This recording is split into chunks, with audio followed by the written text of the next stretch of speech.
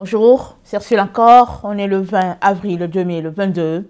Alors je viens sur la trompette aujourd'hui encore et je viens proclamer le retour de notre Seigneur Jésus-Christ.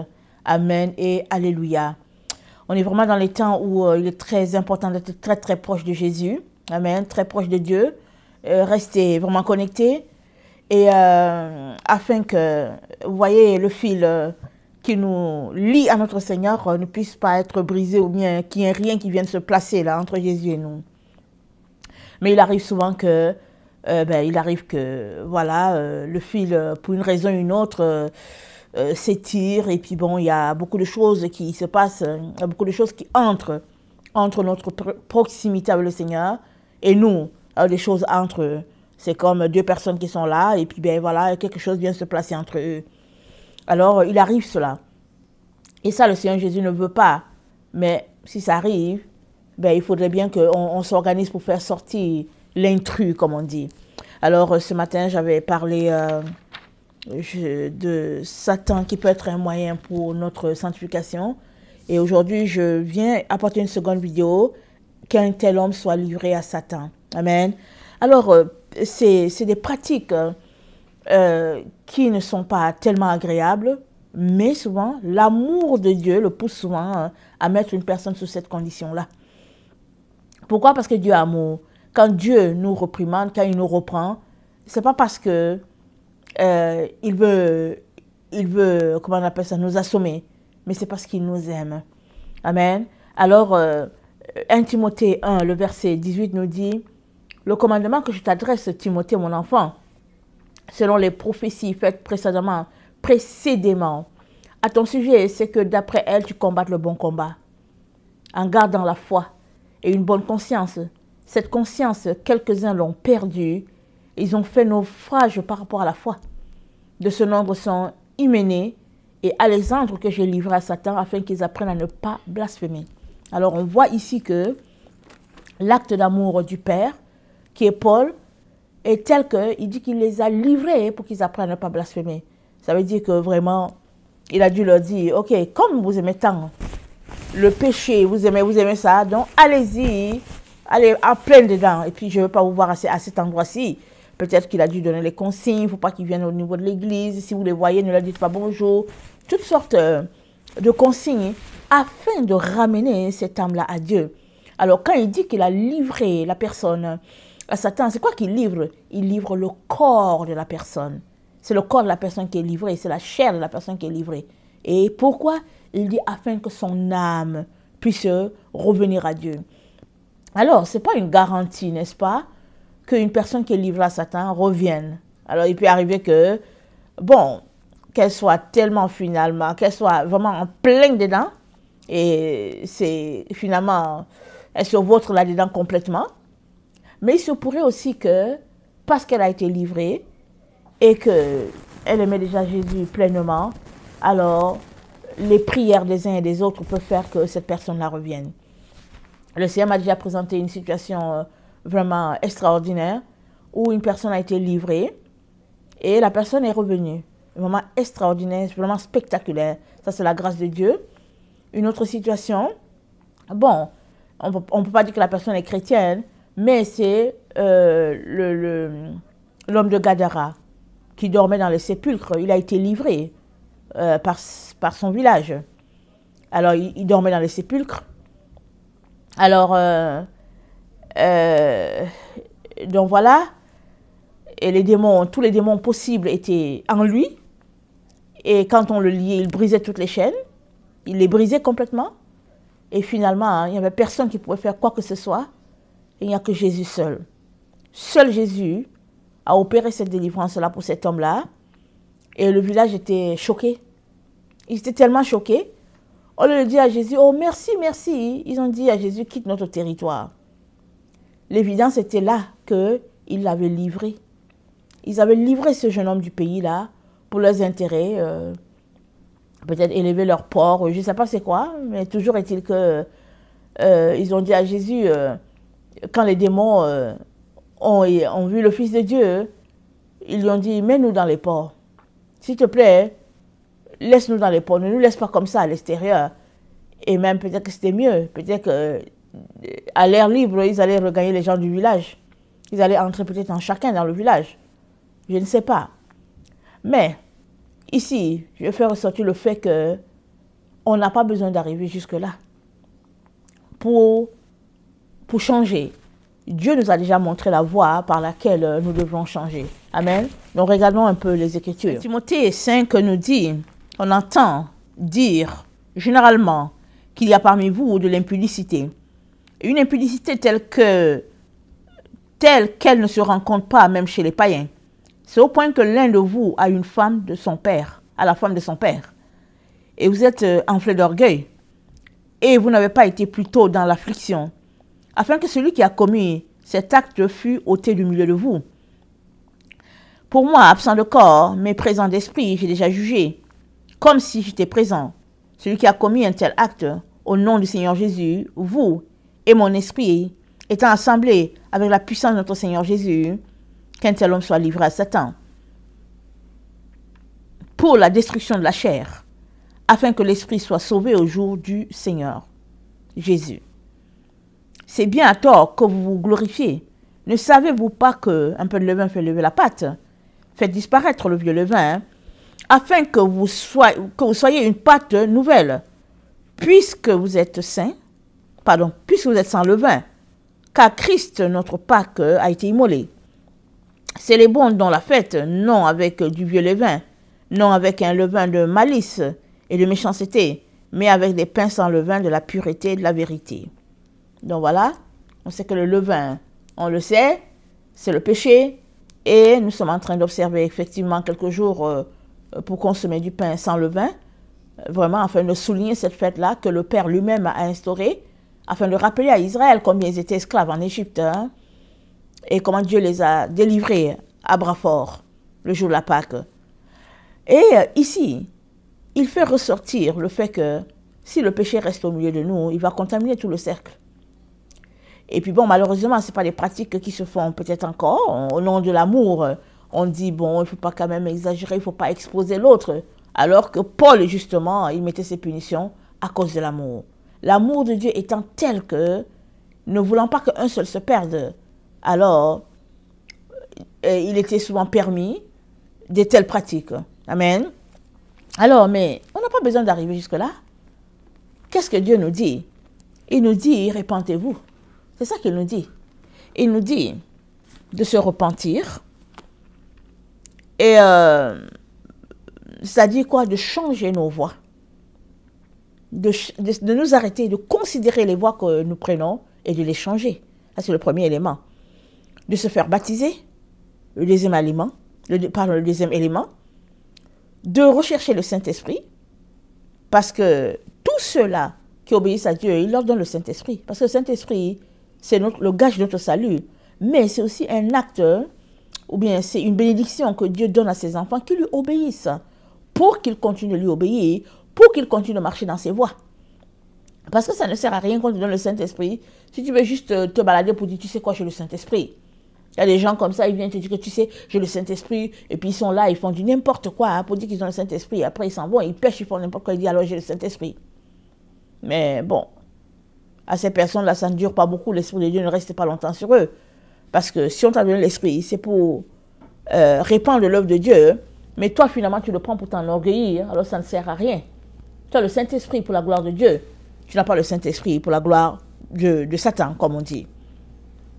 Alors, on est appelé à rechercher le Saint-Esprit et on est appelé à renoncer aux œuvres de la chair pour marcher selon les œuvres de l'Esprit. Ça aussi, on en parle à tous les jours. Et Paul nous a dit dans 2 Timothée 2, le verset 5, il a dit quelque chose que, bon, on s'efforce tous de pratiquer. Il est très important qu'on le fasse sans détour. 2 Timothée 2, le verset 15, il dit ceci. « Efforce-toi de te présenter devant Dieu comme un homme éprouvé, un ouvrier qui n'a point à rougir, qui dispense droitement la parole de la vérité. Évite les discours vains et profanes, car ceux qui les tiennent avanceront toujours plus dans l'impiété. et leur parole rongera, et leur parole rongera, et leur parole rongera comme la gangrène. De ce nombre sont Hyménée et Philette, encore, on dirait que c'est un couple, qui se sont détournés de la vérité, disant que la résurrection est déjà arrivée, et qui renversent la foi de quelques-uns.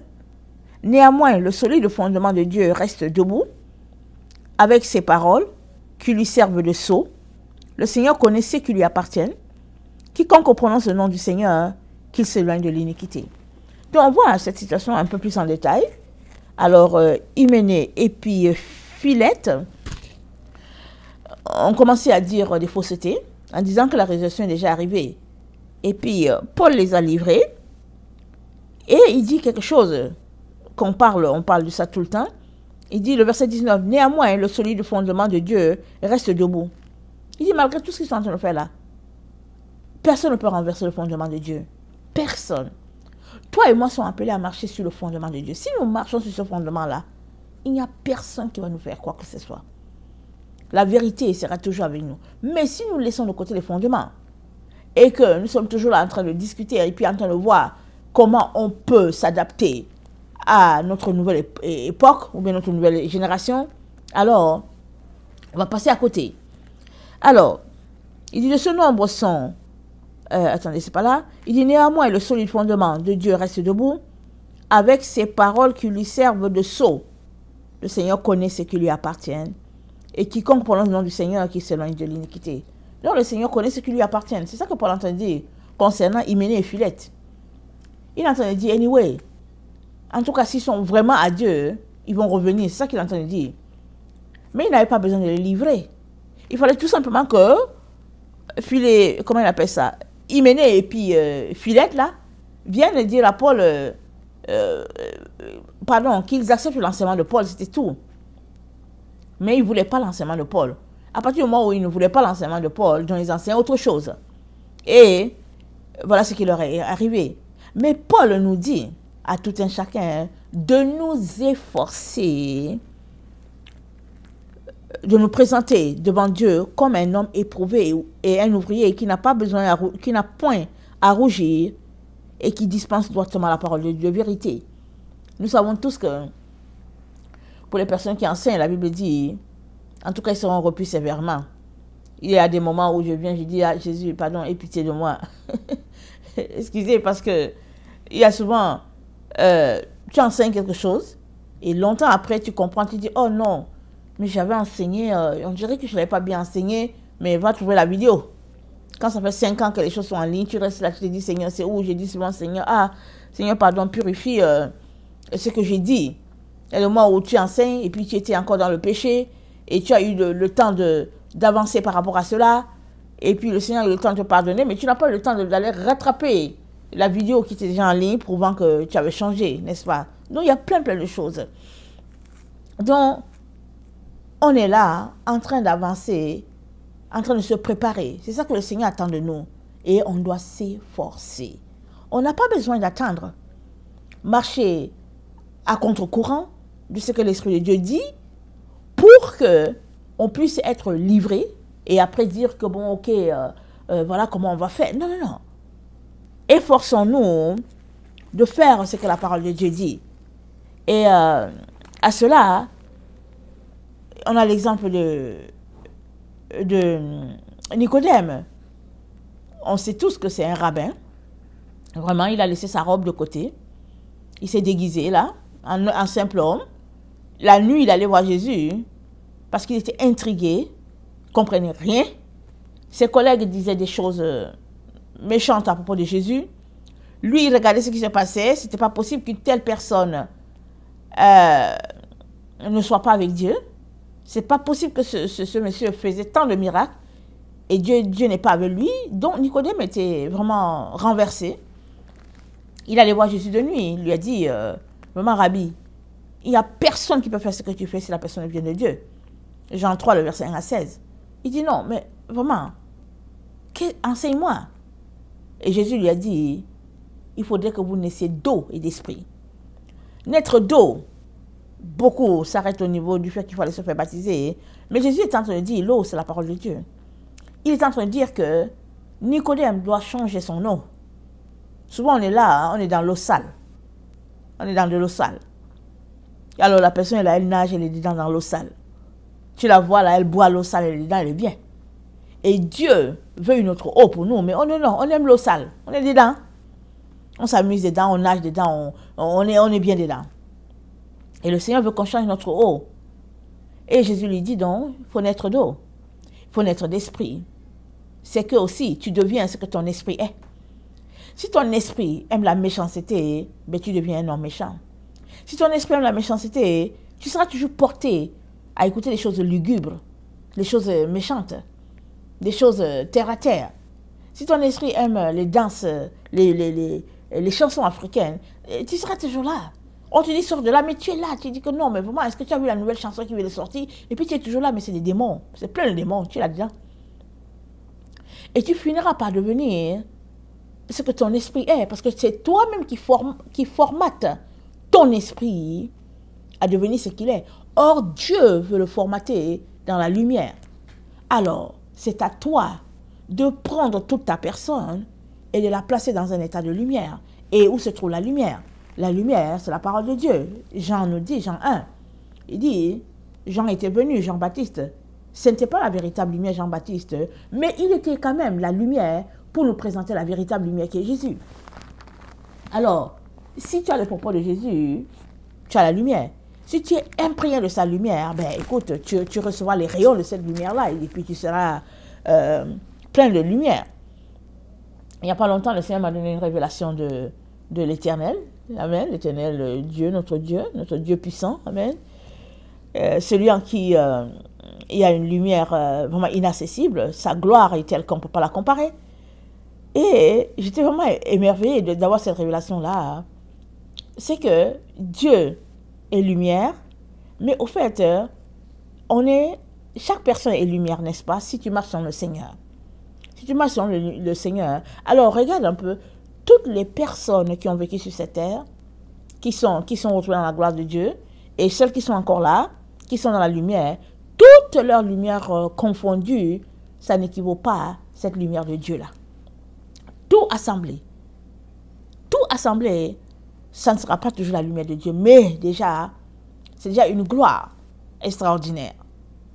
Et imagine que la lumière, qui est le reflet du Père, qui est Jésus-Christ, soit ton ami, soit la personne que tu viens consulter à tous les jours.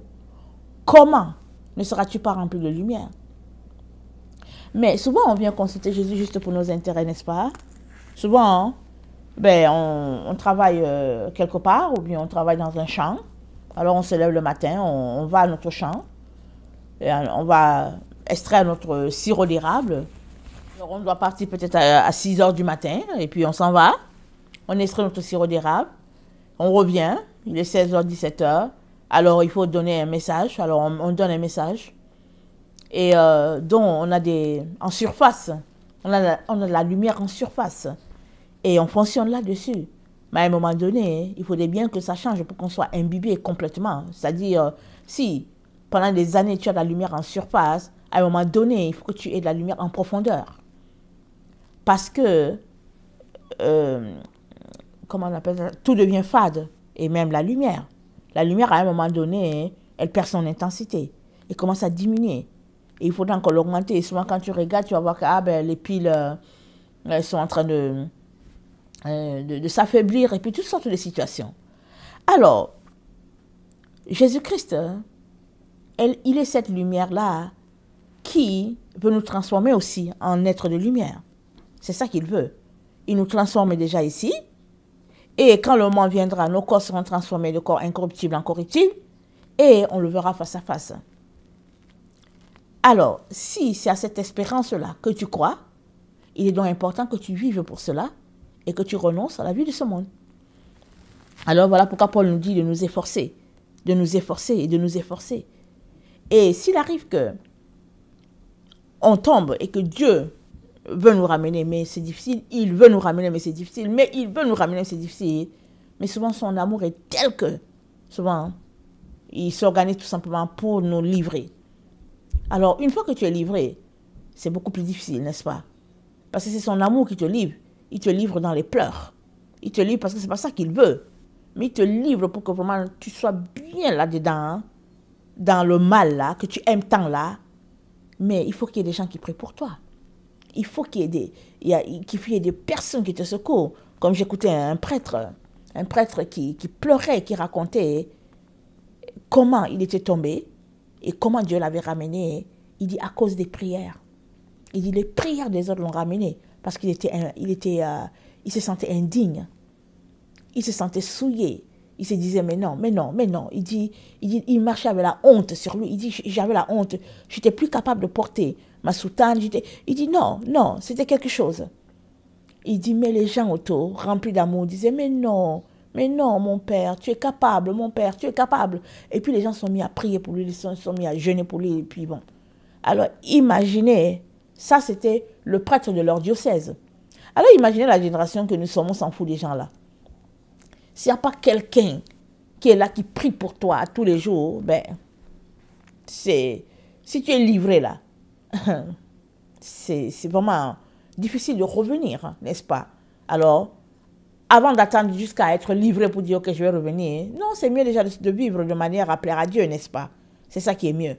Alors, je nous encourage tous vraiment à pouvoir demeurer dans cette vérité-là, même si souvent on est confronté à beaucoup d'obstacles. Dieu est là pour les obstacles, n'est-ce pas? S'il y a des obstacles, c'est parce que Dieu veut nous amener plus loin. Alors, s'il n'y a pas d'obstacle, tu n'iras pas plus loin. S'il n'y a pas d'épreuve, tu ne vas pas aller en classe supérieure. Les professeurs viennent te mettre les épreuves et puis ils vont voir si tu as compris, si tu as réussi. Ça fait partie de la marche. Alors, ne refusons pas ce combat dans lequel on se trouve. Amen. Et Ésaïe 40, le verset 1 à 8, nous dit ceci. Ésaïe 40, le verset 1 à 8. Consolez mon peuple, dit votre Dieu. Parlez au cœur de Jérusalem et criez-lui que sa servitude est finie, que son iniquité est expiée, qu'elle a reçu de la main de l'Éternel au double de tous ses péchés. Une voix crie, préparez au désert le chemin de l'Éternel. Aplanissez dans les lieux arides une route pour notre Dieu. Que toute vallée soit exaucée, que toute montagne et toute colline soient abaissées, que les coteaux se changent en plaine et les défilés étroits en vallons. Alors la gloire de l'Éternel sera révélée, et au même instant toute chair la verra, car la bouche de l'Éternel a parlé. Une voix dit, crie, et il répond, que crierai-je? Toute chair est comme l'herbe, et tout son éclat comme la fleur des champs. L'herbe sèche, la fleur tombe, quand le vent de l'Éternel souffle dessus. Certainement, le peuple est comme l'herbe. L'herbe sèche, la fleur tombe, mais la parole de notre Dieu subsiste éternellement. Amen. La parole de notre Dieu subsiste éternellement. Si nous nous accrochons à la parole de Dieu, elle va nous donner d'être aussi éternelle. La parole de Dieu cache beaucoup de mystères. Elle cache beaucoup de secrets. Tu peux lire un passage, une fois, deux fois, et une autre fois tu lis, il te donne une explication différente. Tu te dis, waouh, il n'y a pas longtemps, il y a peut-être une semaine, le Seigneur m'a expliqué un passage que je lisais tout le temps. Il m'a ouvert les yeux, c'est tout. Il m'a juste dit, va prendre ceci et cela. Je suis allée prendre ceci et cela et je lisais, je me suis dit, hein, qu'est-ce qui se passe? Est-ce que je lis bien ou bien, comment se fait-il que j'étais étonnée. Mais le Seigneur a tout simplement enlevé le voile. Comme je lisais et je ne comprenais pas, ce jour-là, il a juste décidé que je comprenne, c'est tout. Il a enlevé le voile et j'ai compris le texte tellement clair.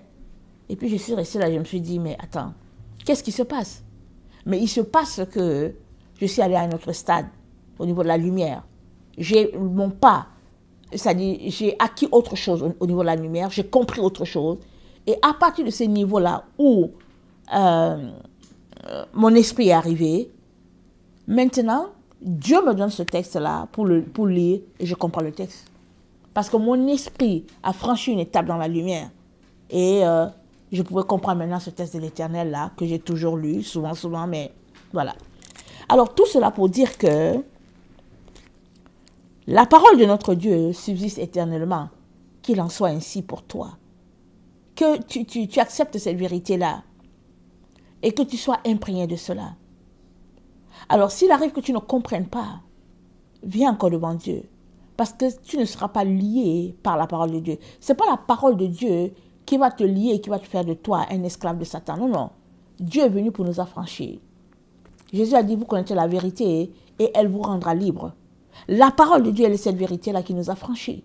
Maintenant, si en lisant la parole de Dieu, tu es plutôt entremêlé, tu es mélangé plus qu'autre chose, mais arrête-toi. Arrête-toi. Parce que Dieu ne mélange pas. Non, non, non, il ne mélange pas ses enfants. Au contraire, il est venu pour les libérer, pour leur donner une gloire. Et cette même gloire-là que lui, il a. Alors, il veut aussi qu'on l'ait. Parce qu'il est Dieu, parce qu'il nous aime. Il est donc important que notre vie soit le reflet de sa gloire. Amen. Que le Seigneur vous bénisse. Je vous aime beaucoup. Et Dieu davantage. Maranatha, Jésus revient. Amen et amen.